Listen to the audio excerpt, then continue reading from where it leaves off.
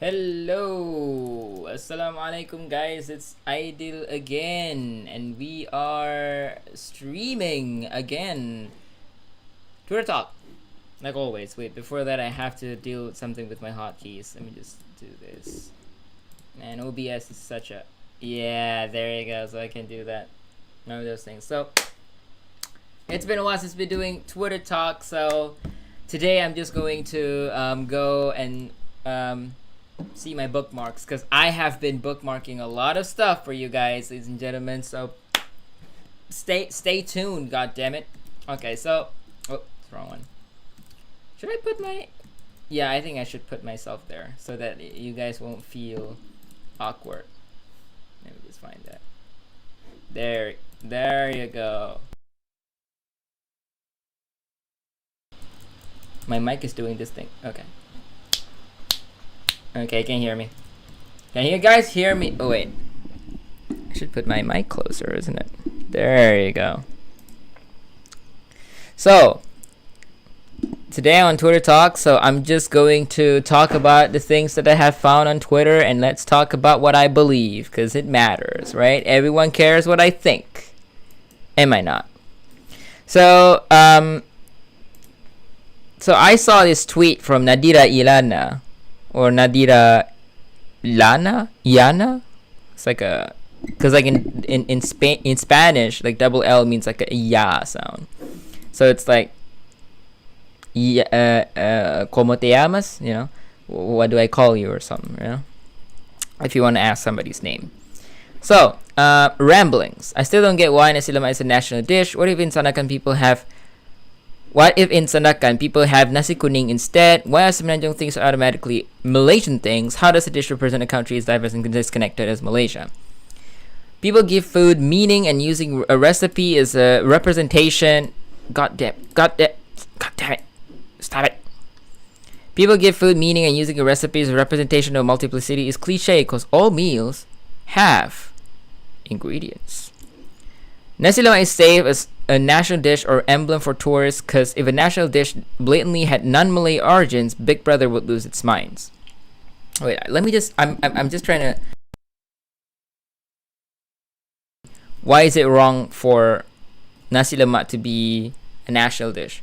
Nasi lemak is safe as a national dish or emblem for tourists because if a national dish blatantly had non-Malay origins, Big Brother would lose its mind. I don't know who's Big Brother. And why using its as a pronoun for Big Brother? It will be his mine. And mine cannot be multiple or plural, so it's not mine's. So Nadira Yana, you lost. Just kidding. Growing up in KK, my breakfast choice was always ngao chap or soto. I don't know. What is a ngao chap? Sabahan, please tell me. So the school canteen, salt nasi lemak, my parents love making it, but it's just another dish to me. So much of nationalism is people arbitrarily selecting symbols to give them a sense of space and belonging. I can't see what's wrong. Like, if people look up to nasi lemak as a dish of, like, how to say, an iconic dish, a national dish, why not? Everyone can make nasi lemak, dude. Okay, before I really counter her points, I should probably give her justice by reading it. In KL 2017, I was judging the Student Malaysia Day short film competition, and 1320 of the films featured Malay, Indian, and Chinese plus nasi lemak. Hardly any EMs present. I don't know what's EMs. Is this food? But after that incident, I couldn't eat nasi lemak for a year without feeling a kind of disdain. It frustrated me being in Kuala Lumpur, where it's so developed. Yet people around me thought of nasi lemak before they thought of East Malaysians as being part of this country. Benedict Anderson knew the way national symbolism disrupt our intelligence psyche is a phenomenon. Is she trying to say that because people around her thought that... It's like, okay. So she's frustrated that tourists comes here, think, oh, nasi lemak. Malaysia, nasi lemak, without thinking of Sarawak or Sabah. Okay. I hesitate to associate race with food. like using nasi lemak, ais kacang, rojak, etc. to symbolize cultural diversity. Ingredients don't oppress one another. They don't erase each other's language or tell them who gets premium interest at the bank. Your allegory is invalid. Okay lah, kita menangkan semua pihak. Malaysia national dish adalah nasi kangkang, nasi lemak, nasi kuning, nasi dagang, nasi kerabu, nasi ulam, nasi kandar, nasi hujan panas, nasi tujuh benua, nasi minyak, nasi tomato, nasi bubur, nasi goreng, nasi telur, nasi ayam kicap. Now this tweet is super interesting to me. It's because I am so worried that Malaysia is going to have a, what do you call that? A cancel culture. We have to be included. I feel excluded sort of culture. I think it's utter BS. Like, oh my god, I live in Sarawak. Why don't you include Mikolo as part of that? And why everyone just keeps thinking on nasi lemak? Like, what the hell? And I think this inclusivity bullshit, I don't really like to curse, but I guess this inclusivity bullshit is being pushed by people, especially from the liberal side, to be like, oh, hey, you don't include me, therefore you're a bad person, sort of shit. I just don't understand you, Nadira. I mean, I don't feel any sort of oppression. And people say, that's because you're not woke. That's because you're still blind to the truth and the fact that, you know, people are actually assimilating their culture into your culture, not because they think that diversity is good, but they want to erase your culture. To blame everything, to say that everything was done because there's a prejudice or evil behind it is very, very presumptive of anybody to make those assumptions. Because I think, in my opinion at least, like, it doesn't hurt anybody. It doesn't hurt anybody. And everyone can make nasi lemak. Anyone. My mom can make a nasi lemak. You can make nasi lemak. People from freaking Utara can make nasi lemak. There's so many dishes from each state that only that state can really make it well. Like Lasa Sarawak, I've tasted Lasa Sarawak throughout, in Semenanjung. It didn't taste good. You have to go to freaking Kuching, man, to actually have that. But I can't say that, oh, I'm so sad that when people think of Malaysia, all they think is nasi lemak and not Mikolo or Nasa Sarawak. I'm like, that's not, there's 14 freaking state, Nadira. What do you want us to do? Oh, Malaysia national dish is ngau chap and soto. I don't even know what's that. What the hell? Kelantan nasi dagang, Terengganu nasi kerabu, Sabah nasi kuning, Bahawal Malaysia nasi lemak. Kalau ambil nasi kuning, nasi dagang, jealous. Nasi kerabu sedap. Nasi lemak tak ada asal dari mana-mana. It's Malaysian. Hope you understand. Nasi kuning also not every part in Sabah have it. Kenapa juga mau bikin ini sebagai isu? Yes. Jadi kami di sini, Beaufort, mau ambuyat as national dish lah. I don't know what's Beaufort. Saya suka nasi lemak. Saya rasa this dish best to represent Malaysia. Ada campuran bahan-bahan, senang memixture. Kepelbagaian bahan plus kepelbagaian budaya, mix apapun sadap. Bagi versi dan adaptasi, senang masuk air.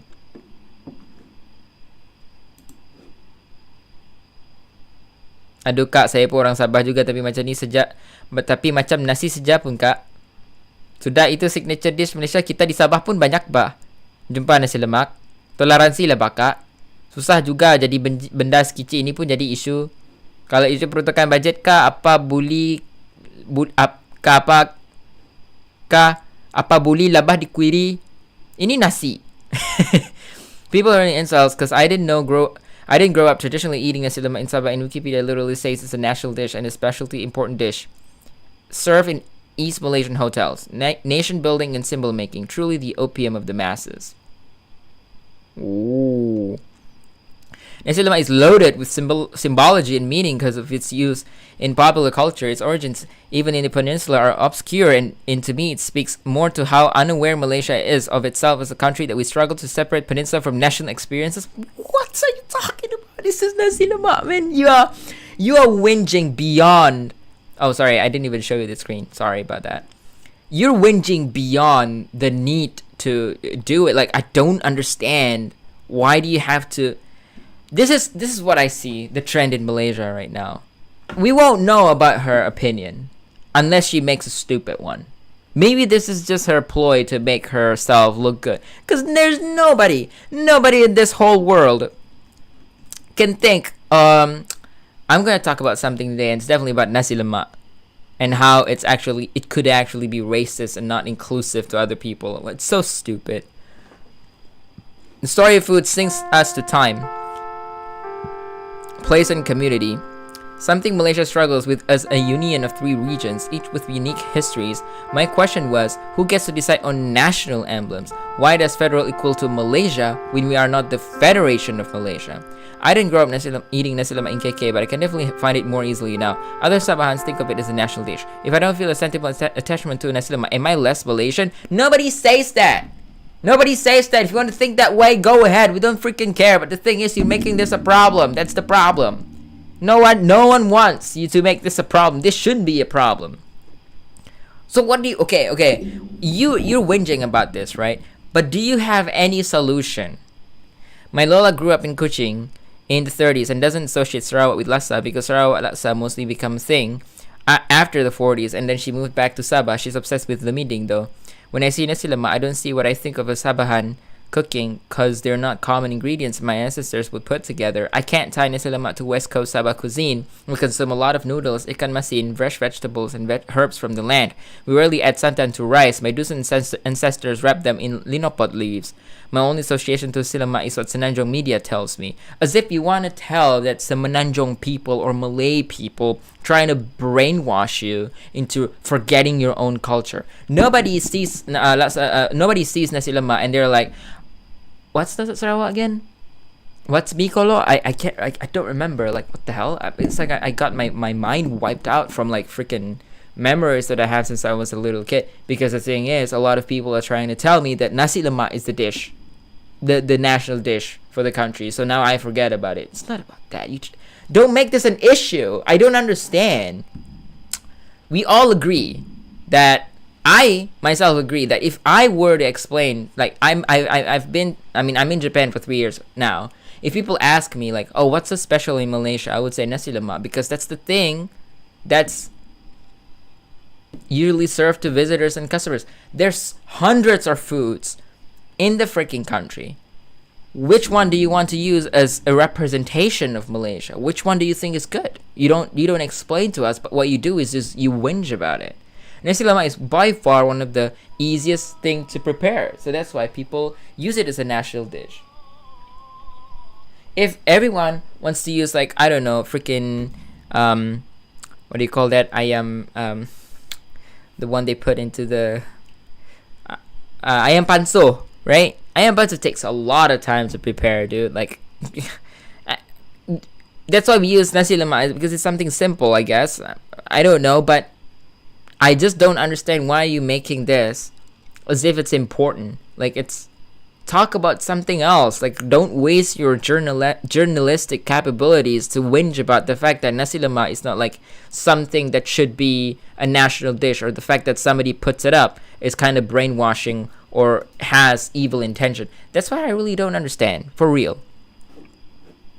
Never have I stumbled across someone having issues with nasi lemak and making an effort to make a thread questioning nasi lemak. Just enjoy food, will you? In the UK, chicken tikka masala is a national dish and you don't see them having issues with it.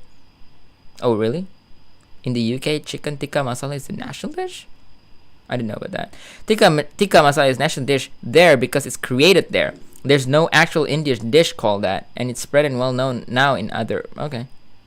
Ya Allah, banyak ya. Masa kamu memikirkan hal sebegini? Gua jealous. Gue busy menikmati hidup sampai lupa kenapa nasi lemak dikira national dish. Ovanya lah bakal sis. Memang dari kecil kalau panggil pagi-pagi breakfast wajib ada pula tuh nasi lemak dijual siring-siring jalan. Mau tidak mau memang itulah salah satu makanan tempat yang wajib dijual. Makan sejalah bah. Apa juga masalah? I don't know why whenever I try to do a Sabahan accent I end up ya, benda kecil pun dah buat masalah. Macam-macam hal. Kan, Mas KS kan? Cik, tiba. Nasi lemak siapa yang dia beli ni tak sedap sampai kacau mencita. Macam ni. Esok lupa petikai bunga raya dengan refleksi pula, ya? What a joke. Yeah, that's so true, man. Like, what the fuck? Like, chill. This person has no chill. But anyways, enough with the nasi lemak. Let me just check my bookmarks. Oh yes, yes. The gender pay gap is here. Our long what do you call that? Long lasting nemesis. Fuck. Our nemesis is here. So okay. So apparently, there's a lot. What the fuck?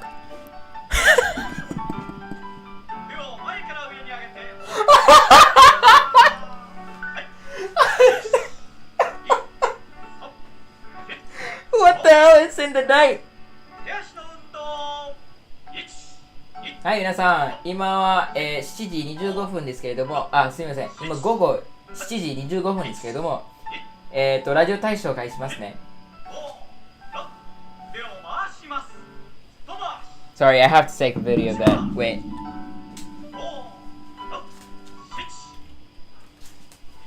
Okay, apparently there's a problem with the intercom system because usually we would have that. It's like an exercise thingy every single morning, but the clock got tweaked or something, and then they do it in the room right now. So I'm like, what the hell? I was so surprised. That was so funny. I'm sorry. I'm so sorry. I must have laughed like a stupid bitch. Okay, so we have to read from the roots, okay? Sakit apa ya puan? Excuse me, I datin, okay? Biasanya doktor menyampaikan dengan sakit macam ni, jadi tak perlulah kita pun buat perangai sama macam tu. Which I can agree. Anyone can agree. Nak tanya, pernah tak salah panggil doktor lelaki dekat klinik hospital as abang, encik, tuan masa tengah konsultasi? Her point is, benda ni selalu jadi kat perempuan je. What do you mean? To be honest, I tak kisah pun tersasul panggil I adik atau puan ke. But problem is, perempuan je asyik kena macam ni.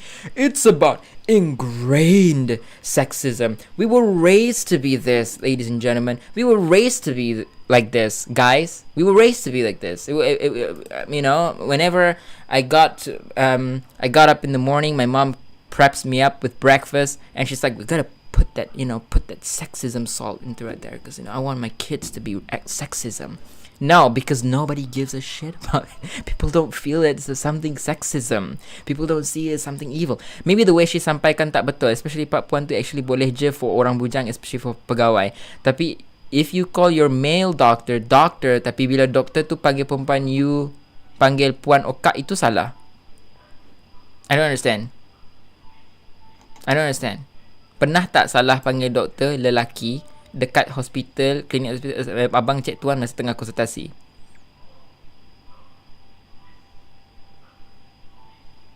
I don't understand her point, but let's continue. Boleh baca artikel ni. Memang ada studies that show this happens to women more than men. Okay. We have to make a study. Let's look at the studies, okay? Let's look at the freaking studies. I never agree with this idea of ingrained sexism or toxic patriarchy, because it makes men look so terrible more than they actually are. Is it long? Okay, let's just skim through as we go through this. I'm gonna read this as fast as possible. Okay, since it's BBC and it's a UK media, so imagine her face, okay? As I narrate this, imagine her face writing this, okay? File image of a young lecturer. So this is not her, Christine Rowe. I thought this is her. There are disparities in whose knowledge and experience get acknowledged. That's why professional titles matter, especially for those less likely to be perceived as experts.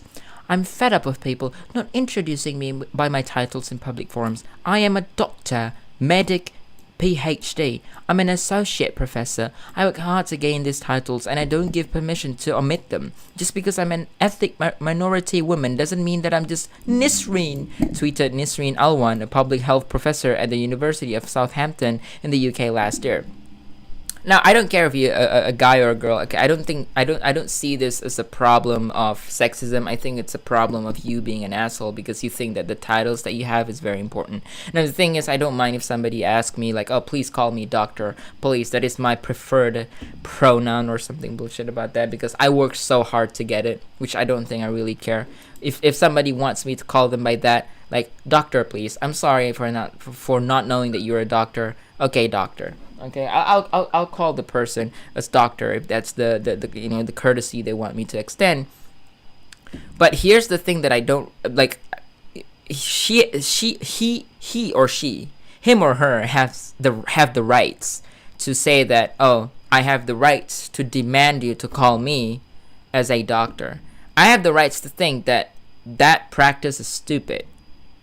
That practice is stupid. I don't think that, if I don't know, and if I call you a title that you don't like, for example, puan or tuan, if you don't like it, you can say it. But if you find that offensive, or that I'm being evil or menacing to you, or it's the root of toxic masculinity or freaking toxic patriarchy or whatever the shit they're calling it, you're an idiot. Because here's the thing, I don't do that. If I don't say the preferred pronouns that you want me to say, it doesn't mean that I am being menacing and I'm doing that because I want it to be evil. I want to insult you. No.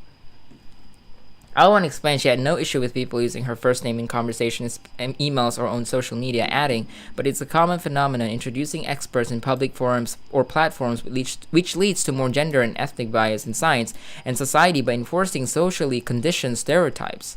What in the fuck are you trying to say here?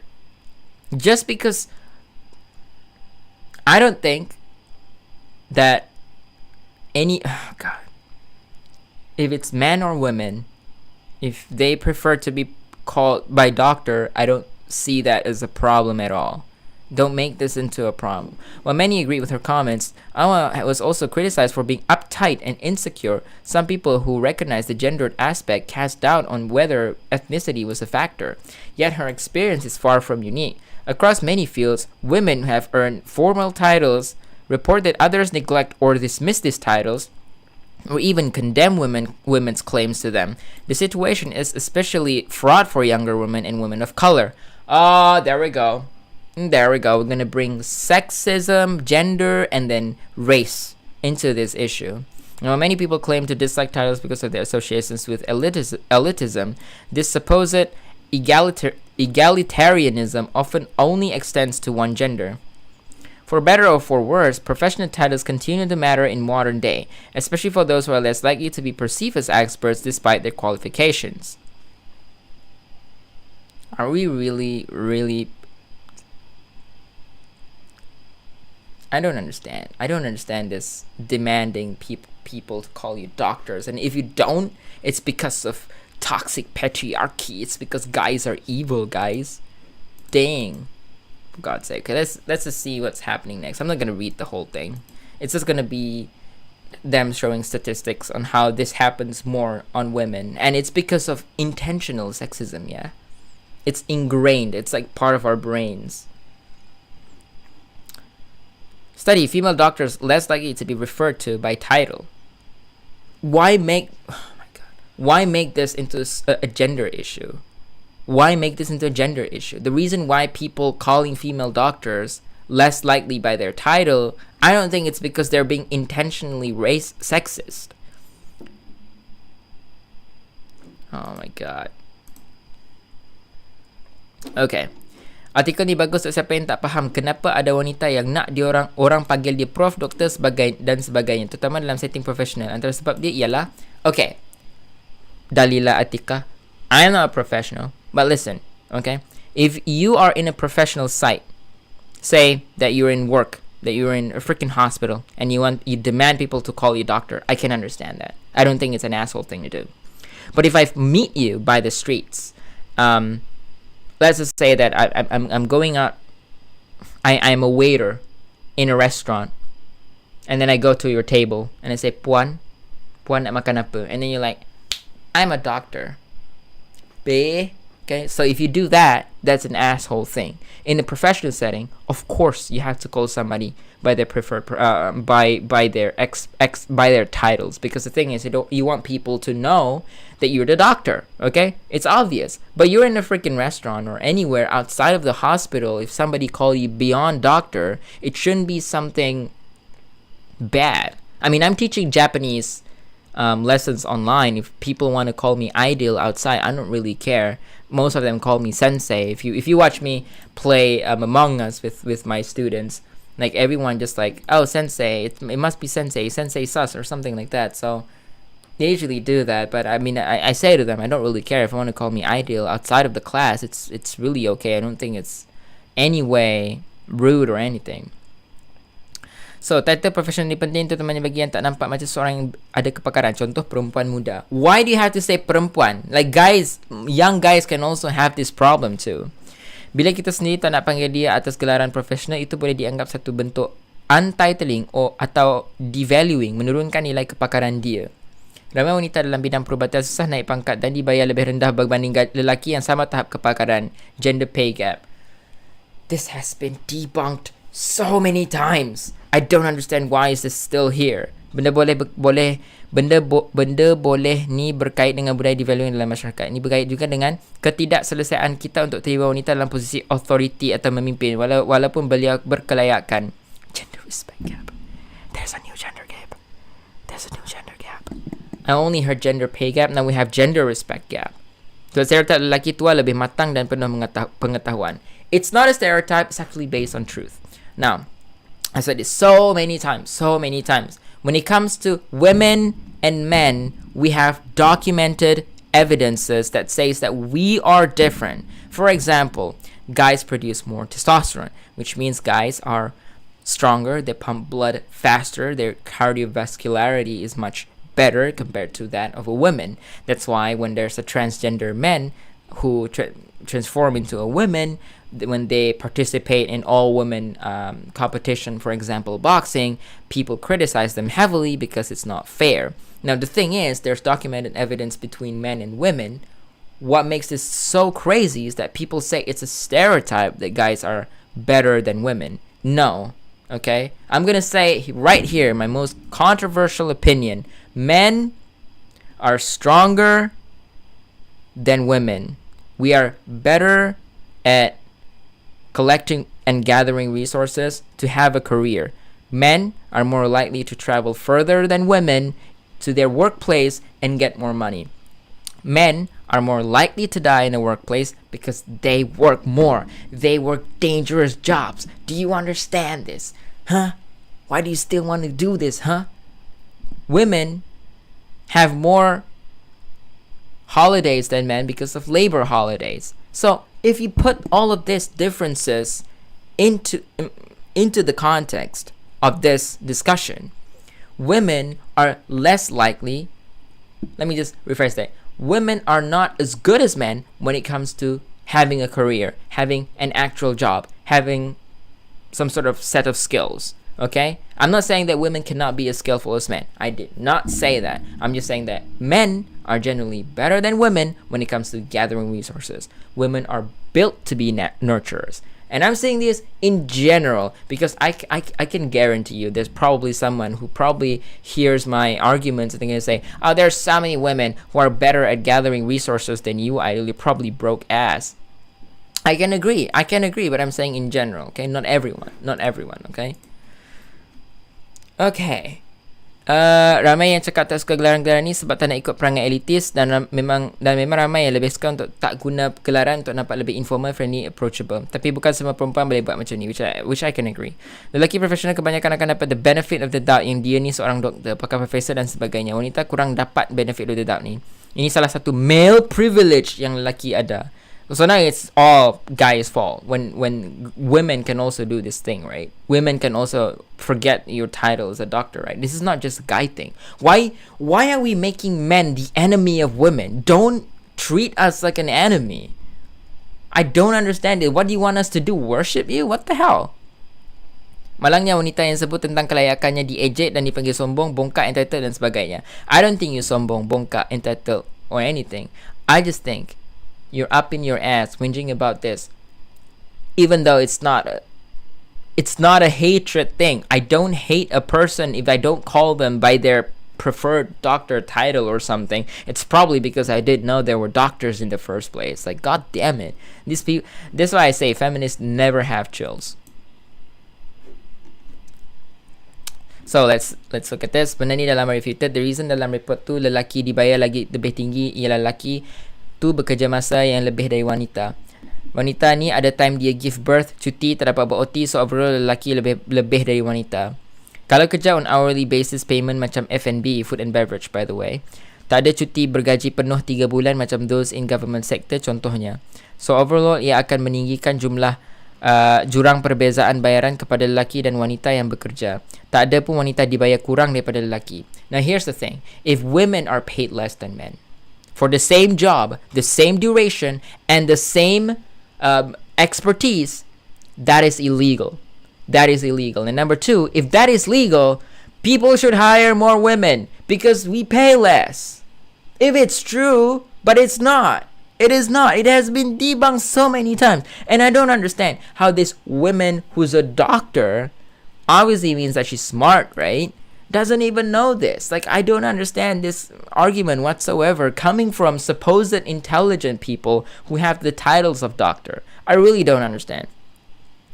Tak ada pun wanita dibayar kurang dari lelaki dalam job scope yang sama dan pangkat yang sama kerana dia wanita. Be honest when presenting facts. Dalam masa yang sama, lelaki juga mempunyai stamina dan kekuatan lebih dari wanita. So, dalam sektor-sektor yang memerlukan ciri-ciri tersebut, wanita cenderung kurang performance. Banyak faktor lain juga. Faktor pangkat contohnya. Lagi ramai lelaki yang berada dalam pangkat tinggi, oleh sebab itu dibayar lebih. Ramai wanita pun tak ada aspirasi untuk naik pangkat dan puas hati dalam pangkat tersedia. Tapi feminis suka dishonest dan mislead dalam bab ini. Now, the reason why more men gets a higher ranking job, gets promoted more than women, there's two main reasons. Number one, men are more assertive compared to women. Now, this was discussed by Dr. Jordan Peterson. He's a very liberal doctor, by the way. Dr. Jordan Peterson, a very famous psychiatrist from clinical psychologist from Canada, says that he helped a lot of women try to get better with their job and get promoted by being more assertive towards people. By being assertive meaning like, hey, I want you to do this, like something objective, sharp, not emotional or feeling based. Like, I feel sorry for him, that's why I'm not going to allow him to do the job. I'm not going to tell him to do the job because I feel sorry for him. But if you're an assertive person, hey, do it. I don't care what position you are right now, do it. Then you can be a boss, and then you can be a manager, right? So, you can have higher roles. That's what Dr. Jordan Peterson say. So number one reason, women and men have documented differences when it comes to psychology, right? Men are more assertive compared to women. Women are more conscious compared to male. So if you pick one man from a million of men and one woman from a million of women, the chances of you getting a man who is better as a leader and be more assertive is higher than that of a woman. Okay, that's the conclusion that we can draw from that. Number two, the reason why guys gets promoted more than women is because women feel content with their own ranks. What do you call that? Promote pangkat. I don't freaking know. They're already okay with their position. A lot of women are okay with their own position. Now we can prove this with the infamous gender equality paradox, which I say this again. I've said this before. It was an experiment done in Scandinavia, the most egalitarian country in the world. So what they're making is in the STEM sector, STEM here meaning science, technology, engineering, and mathematics. They want to push more women into it. So they're like, okay, women, you can just go and we're going to support you, blah, blah, blah, blah. We're going to give you a little bit of the upper hand so that we can equalize you men to women. You know what they found? That instead of getting the 50-50%, which is ideal, which is equal, what they got is, I think it was 24% of women in Scandinavia. The amount of women to men in STEM was only 24% in Scandinavia. However, in Algeria, with the worst women rights, like they're not equal, like women are treated much more in a scummier way, like they're not given rights to do things, they're forced to do things. 65% of them attended STEM. The opposite happened. They push more women to go into STEM. You know what the women say? we don't really care. We don't really want to be part of STEM. I just don't want to. It's women's choice. And God has given them this nature to think that way. Men are more pursuing when it comes to science, technology, engineering, and mathematics. It's proven in this experiment, okay? Now, when that's done, let's continue. Tapi feminist ka dishonest dan mislead dalam bab ni, which is I really agree. Tapi racial pay gap exist lah kalau kat Malaysia ni. Tapi feminist refuse to talk about it. Ada bangsa yang kalau bangsa lain kerja dengan dia, dibayar rendah dari bangsa sendiri yang kerja dengan dia. Tapi sebab bukan kaum Melayu yang buat gini, dia senyap-senyap. Sudah, lulz. That's true. Also, ada juga timenya even dalam government sector, staf wanita akan ambil cuti separuh gaji dan cuti tanpa gaji sebab anak sakit or jaga anak. Lelaki tak ada nak cuti-cuti macam ni unless mereka sakit kronik. Jadi overall payment kepada lelaki lebih kepada wanita. Okay, so she replied here. Okay, let's see them fighting. Oh man, it's pretty deep. Oh, Ib's answering. Ibjala answer. Okay. Come on lah, doktor pun percaya pay gap. What I said. Negara mana yang pay gap ni real? Dalam kepala otak feminis je gender pay gap ni wujud. Did I say gay? Gender gay pap. Gender pay gap, I'm sorry. Boleh baca report menyeluruh ini. Oh cewa. Hans baca tak report tu? Pak yang sebut orang perempuan banyak kerja sektor pekerjaan bergaji rendah tu jumpa tak? Dah ambil average semua benda tak? Dah ambil average semua benda tak tengok dah beza kerja, beza risiko kerja, beza jangka masa kerja, memanglah ada gap. Seriously, doctor? Show me a position where male and female worker getting paid differently for same job, same duration, same risk, same everything. You can't because there's none.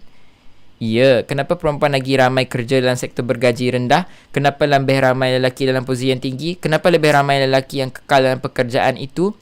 Benda ni semua kena fikir. First step is to recognize there's a problem. Here's your answer. Kenapa kat uni selalunya makah tinggi-tinggi ni ramai perempuan? Adakah sebab perempuan ni memang lagi pandai dari lelaki? Ya, itu yang mereka percaya. Tapi itu bukan hakikatnya. Hakikatnya adalah sebab perempuan lebih tinggi agreeableness berbanding lelaki. This is psychologically proven. It's psychologically proven. Any psychology doctor who comes forward and say that's not true, they're being in denial or intellectually dishonest. Okay? Agreeableness ni benda. This is what Dr. Jordan Peterson said. Agreeableness versus assertiveness. Was it conscientiousness? I think it was conscientiousness versus agreeableness. Men are more conscientious compared to women, and women are much more agreeable compared to men. By agreeable meaning that you're a follower. You act more subjectively compared to objectively. Agreeableness ni benda. Inilah satu sifat yang menentukan sama ada seorang individu itu mudah patuh dan mengikut arahan. Sifat agreeableness ni constantly lebih tinggi dalam perempuan berbanding lelaki. Agreeableness comprises traits relating to altruism such as empathy and kindness. Agreeableness involves a tendency towards cooperation, maintenance of social harmony, and considerations of the concerns of others as opposed to exploitation or victimization of others. Women consistently score higher than men on agreeableness and related measures such as tender-mindedness. Okay, this was by Feingold, 1994. Costa et al. Maka dalam setting uni dalam pendidikan moden yang mana clear instruction adalah untuk dapatkan full attendance, siapkan assignment, score exam, usually perempuan akan lebih patuh berbanding lelaki, hence they're generally better results. Kenapa Allah ciptakan perempuan ni lebih tinggi agreeableness mereka? Simple je, to be led by men and to be a mother. Sifat ni yang buat perempuan sanggup berkorban diri mereka dalam melakukan suatu tugas. Dan tidak ada tugas yang lebih penting bagi perempuan dari motherhood. Malangnya di dunia moden ni, pelbagai manipulasi diwujudkan yang menggunakan sifat agreeableness perempuan untuk tujuan selain motherhood. Sebagai pekerja, mereka lebih senang dikawal, less demanding dari segi gaji dan sanggup berkorban demi syarikat. Sangat cost efficient.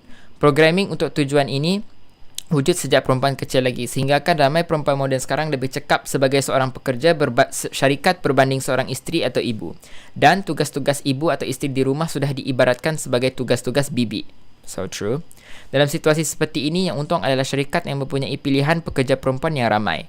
Yang rugi pula adalah institusi keluarga, anak-anak kecil dan perempuan itu sendiri. Tanpa kita sedar, things that money can't buy, kita dah gadai demi duit yang takkan pernah cukup. Yes, exactly. I don't understand why people find it so offensive to be a housewife. I don't find it offensive for a guy to be a house husband. I don't find it offensive for a woman to be a housewife. As a matter of fact, I think that women should be mothers compared to workers. And I say this because women are built to be nurturers. You are built to be nurturers, to grow a baby, to build a family. You are built to be this way. And if people are like, you shouldn't follow, we can change, right? If you want to change, that's your problem. Don't try to subjugate the world to your opinion. It's like, I think I can be a very good woman of career, you know? And therefore the world has to believe what I believe in as well. And if you don't believe it, it's because you're sexist. Is the bad reason. Is being disingenuous. Guys are smarter and more hardworking. Dah jangan merapu lagi. I disagree with Alvin because the average IQ between women and men is actually pretty much the same, but the distribution of the graph is different. The distribution graph for women, meaning here, like there's like super smart men but super dumb men, so the average is here, but there's also not that smart women and a little bit smart women, so it's like there, the average is pretty much the same. You know what I'm trying to say? I think you guys know. True, Alvin, this is scientifically proven. Men's IQ points 4 to 6 points higher than that of women. Also, look at IQ distribution of women with IQ of 125 and above are extremely rare. Average IQ of Fortune 500 CEOs is 129. Islam is right about women. Well, again, I was judging that from average IQ, but I guess if we have that sort of statistic, why not? Why not? Soalan macam ni bukan benefit perempuan je tau. Dengan soalan macam ni, wujudnya konsep paternity leave yang lebih lama, shared parenting leave, lelaki dan perempuan gila-gila off work kalau anak sakit, dan overall acceptance terhadap kaum lelaki yang nak kerja part time untuk keluarga. You know what? I'm not gonna marry this woman. This is the kind of woman that I want to avoid marrying to, because I want a woman to take care of my children, a woman who's going to raise them to be good people, and to cater to my needs whenever I'm married. You know, a lot of women are like, oh my god, people shouldn't be marrying with people like you. I feel sorry for your wife. I can guarantee you, most women are happy to be a housewife. Most women are happy to be a housewife. Trust me. You know what? My mom is my mom's a single mother. She's a career mother, and so I never look down on mothers with careers. I'm just saying that it's better for a woman to choose the path of being a housewife rather than being a career mother. I totally support this motion anytime, anywhere. And who says that you can't do any other activities than taking care of kids and taking care of the house? My grandmother used to teach people in the village how to read. That's what she does as a spare time apart from being a housewife. Like, it's not impossible to have outside activities rather than teaching your kids only and cleaning the house or the plates. There's so many things that you can do other than that. You know, don't try to limit it to like being a housewife who has to follow whatever the husband says. Of course, you have to say it sometimes, okay? Wanita dah dicipta sebegitu sis. Kalau diorang cuti memanjang, takkan menyusahkan orang lain yang kena cover kerja diorang. That's good. Dan Allah jadikan wanita sebagai kaum nurturer yang melahirkan anak. You can't expect mereka yang dibayar per hour terus dibayar kalau tak buat kerja. Berbalik pada realiti, fitrah. You have to choose either one or seimbangkan antara keduanya. Dalam sektor kerajaan, gaji penuh cuti bersalin 3 bulan. Cuti separuh gaji 3 bulan, cuti tanpa gaji 3 bulan. Tapi bila ambil masa yang lama nak cuti macam tu, beban kerja pergi ke orang lain yang hanya dapat 1/3 dari basic staff yang cuti itu, tapi kena buat semua kerja dia. Adil tak? I have pointed out this before. I'm not saying that we should be giving paid maternity leave to women if they're pregnant. I'm not saying that we should not give them the salary, because some of them are single mothers. They don't have any other source of income, so they have to do something with that. What I'm saying, if you are trying to whinge about the fact that it's unfair that men are getting paid more than women, which is not true, because those average are taken from all, including sectors that have more money paid to men, because men go to other sectors that pay more. For example, work with more risk, like risk of dying, like working in offshore or cleaning platforms, app ceilings and stuff like that.